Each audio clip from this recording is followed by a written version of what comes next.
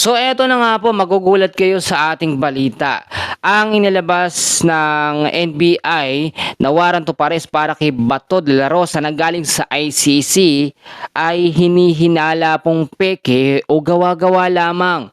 Kung mapapansin nyo, parang ito ay galing lang sa email o parang gawang rekto.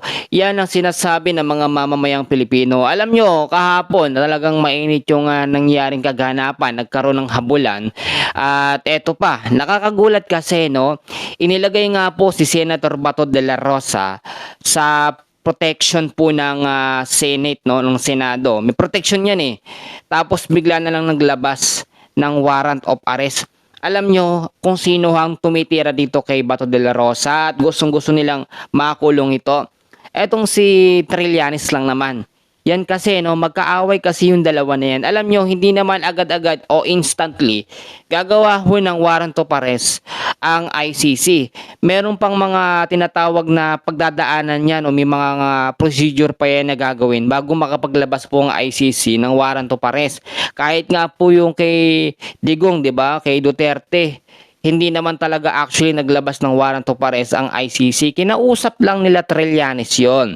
Ngayon po, ang nakita natin dito, talagang pinaninindigan po ni Bato de la Rosa na maraming mga tiwali dyan nga po sa Senado. At kahapon minention niya kung sino-sino po yung mga yon. Kaya nga nagulat tayo talagang nagpumiglas, talagang nagkasakitan, tumakbo. Eto pong si Bato de la Rosa. So yung pahayag dito ni Trillanes, pakinggan nyo mabuti. And very obvious, napaka-bias niya at pinupunto niya talaga na eto nga pong si Bato de la Rosa kinakailangan mahuli. So pakinggan nyo yung ang ginagawa nila, magke-create po sila ng constitutional crisis. Pero alam niyo po, yung ginawa ni Senator Cayetano, obstruction of justice yan. Kasi valid warrant po ito ng ICC na transmit via the Interpol na sineserve po ng ating local authorities.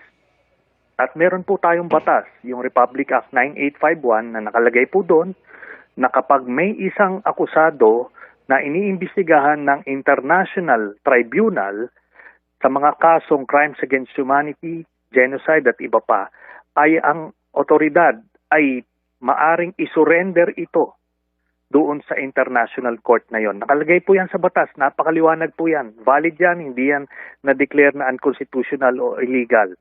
So, ito ngayon ang ginagawa nila. Wala pong basihan ang protective custody. Kasi, alam niyo po, nung ako nasa Senado, nung kinancel yung aking amnesty, ay nung walang warrant, hindi pinayagan ako arestuhin.